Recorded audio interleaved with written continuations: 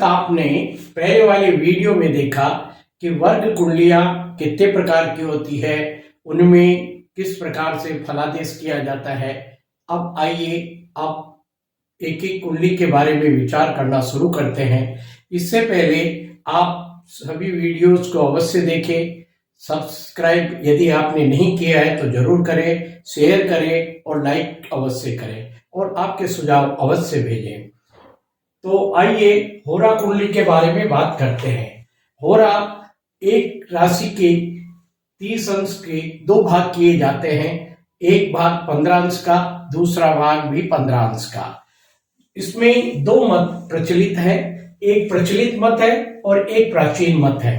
जो अभी वर्तमान में ज्यादातर कुंडलियों के सॉफ्टवेयर में और जिनमें आता है वो ये प्रचलित मत है, जिसमें दो तरह के लग्न हो सकते हैं, या तो कर्क लग्न हो सकता है या सिंह लग्न हो सकता है। वृषभ राशि में शुरू में जो 15 अंश तक कोई भी लग्न हो या ग्रह हो तो वो वृषभ राशि यानी कि सिंह राशि में ही होते हैं, और सिंह राशि में जो शुरू के 15 अंश तक जो कोई ग्रह हो या लग्न हो तो वो कर्क की भी होरा में आते हैं। और इसके विपरीत वृषभ राशि में 15 से 30 तक में कर्क लग्न यानी कि कर्क राशि में आएंगे ग्रह या लग्न, और सिंह राशि में 15 से 30 तक में सिंह राशि में ग्रह या लग्न होता है। तो आइए, जैसे हमारी उदाहरण कुंडली में आपका जो कन्या लग्न है और वो डिग्री है 26-39, इसके आधार पर हम यहाँ पे आते हैं सिंह कन्या लग्न पे। कन्या लग्न में आप देखेंगे 0 से 15 तक में तो कर्क लग्न की है और 15 से 30 में सिंह है। तो हमारा डिग्री है 26-39, इसलिए आपका जो लग्न होगा वो सिंह होगा। और उसको हम दो भागों में यूं लिखते हैं, लग्न को पहले जो आता है उसको ऊपर लिखते हैं, तो ये 5 नंबर का आया तो हमने ऊपर लिखा और नीचे 4 नंबर लिखा जाता है। ये तो है आपका प्रचलित मत अभी जो वर्तमान में चल रहा है। फिर इसी प्रकार से अन्य ग्रहों को भी इसमें स्थापित करते हैं। जैसे मान लीजिए एक एग्जाम्पल के तौर पे सूर्य कर्क राशि में है, 27-14 का है, तो यहाँ देखिए कर्क राशि में 27-14 का मतलब ये दूसरे इसमें आएगा पार्ट में, तो यानी कि 5 नंबर लिखा हुआ है, तो यहाँ 5 पे ही हमने सूर्य को स्थापित कर दिया।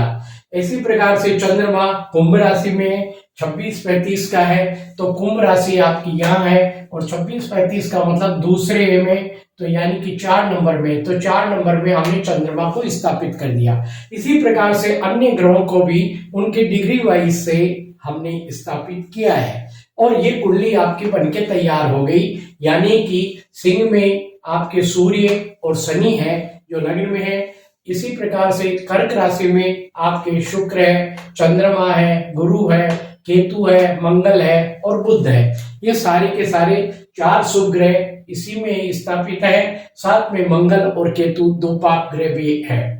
इस प्रकार से अब हम आते हैं प्राचीन मत, जो भी आप देखें तो कई बार फलादेश के लिए कुछ लिखा है कि द्वादश भाव में, इसमें कोई द्वादश भाव नहीं बनता है। और द्वितीय भाव में यदि शुभ ग्रह हो तो अच्छे धनदायक होते हैं, द्वादश भाव में यदि ग्रह होते हैं तो अशुभ माने गए हैं, अच्छा फल नहीं देते हैं। पर यहाँ पे देखें कि इसमें कोई द्वादश भाव नहीं है, कोई द्वितीय भाव नहीं है। तो ये जो दूसरी वर्ग कुंडली बनाने का मत है उस पे हम ध्यान देते हैं। तो उसमें भी वही 2 पार्ट होंगे, 0 से 15 तक पहला पार्ट और 15 से 30 तक दूसरा पार्ट।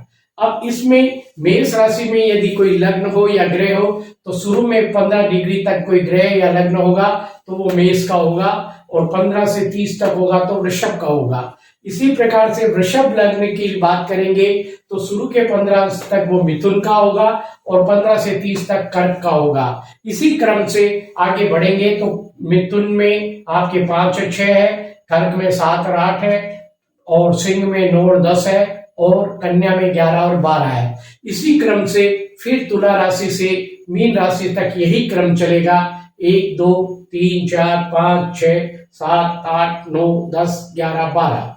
इस प्रकार से आपका ये तैयार होगा। तो अब हमारे उदाहरण में कन्या लग्न में आइए कितने डिग्री का है, वो 26-39 का। तो यहाँ कन्या राशि में 26-39 दूसरे पार्ट में आता है, यानी कि मीन राशि लिखी हुई है, तो ये मीन लग्न हो जाएगा। और मीन लग्न लिखने के बाद में ये उसी क्रम में पूरी कुंडली बन जाएगी। अब देखेंगे सूर्य कर्क राशि में कितने डिग्री पे है, 27-14 पे, तो वही कर्क राशि में दूसरे पोर्शन में है, तो यानी कि दूसरे भाग में है, तो यानी कि 8 नंबर की राशि है। तो 8 नंबर जहां लिखा हुआ है यहां हमने सूर्य को स्थापित कर दिया गया है। इसी प्रकार से चंद्रमा कुंभ में है, 26-35 का है, तो कुंभ में हमने देखा दूसरे पार्ट में ही है, तो जहां मकर राशि लिखी हुई होगी वहां पे हम चंद्रमा को स्थापित करेंगे। इस प्रकार से सभी ग्रहों को करके हम ये जो प्राचीन मत की कुंडली तैयार होगी। अब हम यहाँ पे अब फलित के लिए सबसे पहले आते हैं, किस प्रकार से वर्ग कुंडलियों का फलित किया जाता है उसके कुछ सिद्धांत आपको बताते हैं। सबसे पहले वर्ग कुंडली का लग्न और लग्नेश का विचार करें कि लग्न में क्या शुभ ग्रह है, क्या शुभ राशि है, क्या शुभ ग्रह देख रहे हैं, शुभ ग्रह की युति है लग्नेश के साथ, वर्ग कुंडली के लग्नेश के साथ शुभ ग्रह की युति है या नहीं है, उसके बारे में हमको विचार करना है। इसी प्रकार से फिर ये देखें कि केंद्र और त्रिकोण में कितने ग्रह बैठे हुए हैं, क्या उच्च के हैं, क्या स्वराशि के हैं, क्या मित्र ग्रहों के साथ बैठे हैं या शत्रु ग्रहों के साथ बैठे हुए हैं, तो उसके अनुसार फलित करने में केंद्र और त्रिकोण में जो ग्रह बैठेंगे वो अच्छे फल देंगे। फिर देखिए 6-8-12 में कितने ग्रह बैठे हैं, कौन से ग्रह बैठे हैं, पाप ग्रह तो नहीं बैठे हैं, क्या है क्या नहीं, उसके बारे में करें। फिर सबसे पहली बात यह है कि जो आपकी जन्म कुंडली का लग्नेश उस वर्ग कुंडली में जाके कौन से स्थान में बैठ गया और किन के साथ बैठा है वो भी देखेंगे। इसके अलावा जो वर्ग कुंडली से संबंधित जिस भाव की बात करते हैं उसका स्वामी भी वर्ग कुंडली में जाके कैसी स्थिति में बैठा है उसकी भी हम बात करेंगे। वो क्या अच्छा देगा या नहीं देगा ये भी हमें देखना है। इसके अलावा कुंडली वर्ग कुंडली में भी हमें धनयोग राजयोग ये भी देखना चाहिए। ये धनयोग राजयोग किसको फल देंगे, ये उनसे संबंधित जो कुंडली है, जैसे दीर्घकाल कुंडली की बात करेंगे तो छोटे भाई बहनों को राजयोग धनयोग उस आपकी कुंडली से देखा जा सकता है। इसी प्रकार से सप्तमांश कुंडली में यदि धनयोग राजयोग है तो आपकी संतान को मिलेगा। इसी प्रकार से नवांश कुंडली में है तो आपके जीवन साथी को मिलेगा। तो इस प्रकार से हमको ये चीज देखनी है। फिर आइए दशा और अंतरदशा, ये देखिए कि दशा अंतरदशा जिसकी चल रही है वो आपकी वर्ग कुंडली में कैसा बैठा हुआ है। यदि उच्च का होके बैठा हुआ है तो उस दशा अंतरदशा में, जैसे होरा कुंडली की बात कर रहे हैं, तो आपको धन संपदा अच्छी उस समय प्राप्त होगी।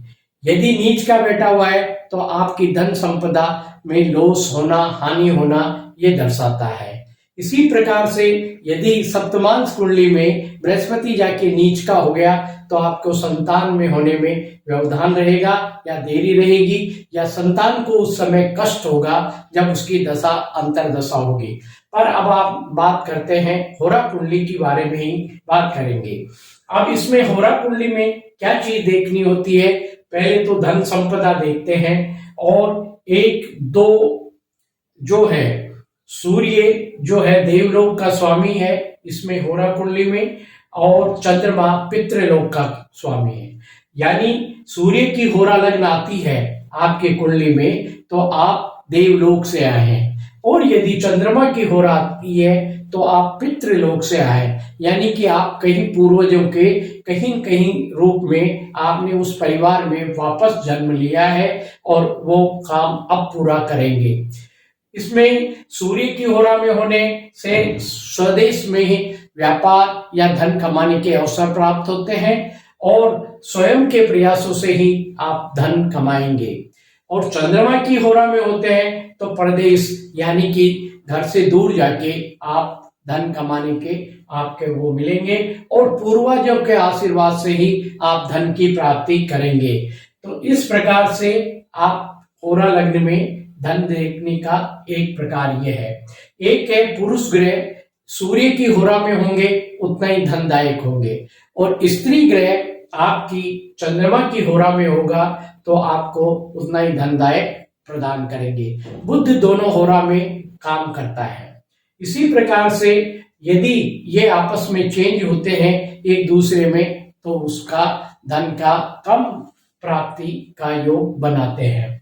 और आइए ये देखें कि पहले सूर्य की होरा में आपका जन्म है तो आपका पराक्रम मतलब आप पराक्रमी, सूर्य के जो कारक तत्व गुण है और राजसी रहना करना ये आपके हैं। और चंद्रमा की होरा में लग्न है आपका तो आप सौम्य स्वभाव के, विनम्र वाणी में वो रहेगी, कोमलता, इस प्रकार का आपका व्यवहार रहेगा। व्यवहार भी देखेंगे। इसके बाद में आप यदि इसका लग्नेश का और तृतीय का संबंध बने तो इसका मतलब है आप अपने पराक्रम से धन कमाएंगे। यदि लग्नेश और भाग्येश का संबंध बनता है वर्ग कुंडली में तो आपको भाग्य से मिलता रहेगा, आपको ज्यादा प्रयास नहीं करने पड़ेंगे। यदि आपका पंचम भाव से भी संबंध होता है तो संतान के साथ से और या संतान होने के बाद से आपको धन की प्राप्ति अच्छी होगी। इसी प्रकार से यदि लग्नेश और अष्टमेश का संबंध बनता है होरा कुंडली में तो आपको विरासत में अच्छा धन प्राप्त होगा। इसी प्रकार से अब आते हैं हम द्वितीय भाव से एक आकर्षण का भी देखते हैं। यदि इसमें द्वितीय भाव में शुभ ग्रह बैठे होंगे तो आप लोगों को अपनी तरफ आकर्षित करने में सफल रहेंगे या आप अपनी बात मनाने में सफल रहेंगे। और यदि पाप ग्रह है तो आपके प्रति उन लोगों का आपसे मतभेदता रहेगी। अब ये देखें, प्राचीन मत से यही बात कर रहे हैं, यदि द्वितीय भाव में यदि कोई ग्रह हो तो वो आपको शुभ फलदायी होता है, धनदायक होता है। और द्वादश भाव में यदि कोई ग्रह हो तो वो खर्चीला और वो होता है। यदि पाप ग्रह और अशुभ ग्रह होंगे तो ज्यादा खर्चीले और अशुभ फलदायक होंगे। यहाँ गुरु बैठे हुए हैं तो वो अच्छे हैं, मित्र हैं, मतलब कहने के धन के कारक है, तो आपको लग्नेश होके द्वादश में बैठ गए तो खर्चा तो होगा लेकिन शुभ कार्य में ही होगा, अशुभ कार्य में नहीं होगा। इसी प्रकार से सबसे पहले वर्ग कुंडलियों का विवेचन करने से पहले आप जिस भाव से संबंधित बात वर्ग कुंडली में देखी जाती है उस भाव को आपको एनालिसिस करना है पहले। तो यहाँ धन भाव यानी कि वह होरा कुंडली द्वितीय भाव से संबंधित होती है। तो यहाँ पहले देखें कि हम यहाँ पे केतु विराजमान है तो यानी कि उसकी वाणी में हकलाहट हो सकती है या अटक सकता है या क्रोधता तो उसमें झलकता है। इसी प्रकार से यहाँ पे किसी ग्रह की दृष्टि हो तो वो भी आप देखेंगे। तो यहाँ पे शनि की दृष्टि है तो शनि की दशम दृष्टि होने से द्वितीय भाव में पाप ग्रहों का ज्यादा वो है, इन्वॉल्वमेंट है। शुभ ग्रह की दृष्टि नहीं है, लेकिन हम अब आगे बढ़ते हैं। इसके स्वामी पे बात करेंगे तो इसका स्वामी शुक्र है। शुक्र आपका लाभ भाव में जाके बैठ गया तो यानी कि लाभ आपको मिलता रहेगा। और बैठा भी किसके साथ है? सूर्य के साथ है। सूर्य राज्य का कारक है, पिता का कारक है, तो जातक को पिता से और राज्य से लाभ होता रहेगा। लेकिन साथ में द्वादशेश भी है तो खर्चा भी करवाता रहेगा। इसी प्रकार से दसम भाव का स्वामी जाके बुध द्वादश भाव में बैठ गया तो यानी कि वहां पे भी थोड़ी सी खर्चा इस तरह का होगा कि जो जान चुकने के बाद में वापस प्राप्त नहीं होगा। तो अब आइए यहाँ का शुक्र को हम वर्ग कुंडली में जाके देखेंगे। तो वर्ग कुंडली में शुक्र यहाँ पे जैसे प्रचलित मत में देखें तो चंद्रमा, बुध, गुरु, केतु और मंगल के साथ है। तो यानी कि बहुत सारे ग्रह वहां पे हैं तो जातक को अच्छा धनी बनाने का होगा। इसी प्रकार से इस प्राचीन मत में देखें तो शुक्र स्वराशि का होके अपने ही घर में स्थापित है और जो बृहस्पति से वर्ग कुंडली में देखा जा रहा है। बृहस्पति गुरु जो धन का कारक है, तो जातक को धन की अच्छी प्राप्ति होगी। इस प्रकार से लग्नेश, और हमने देखा कि इसका लग्नेश यहाँ भी बुध है जो आपके लाभ भाव में आ गया, होरा कुंडली में भी, तो इसको जातक को अच्छा धन का सहयोग मिलेगा। यहाँ पे देखें कि तीसरे भाव का स्वामी भी शुक्र है, और जो लग्नेश आपस में संबंध बना रहे, गुरु यहाँ की दृष्टि दे रहा है शुक्र पे, तो इस वजह से ये अपने पराक्रम से भी धन कमाएगा। यदि अष्टम भाव का रोल भी आ रहा है, तो यानी कि इसको विरासत से भी धन की प्राप्ति होगी।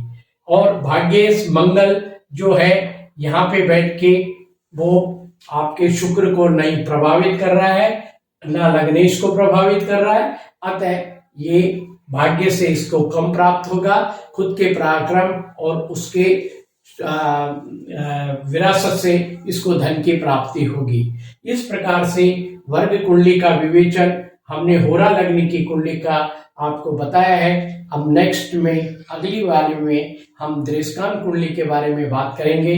अतः आप वीडियोस देखते रहिए, सब्सक्राइब जरूर करिए, यदि आपने नहीं किया है लाइक और शेयर जरूर करें। धन्यवाद।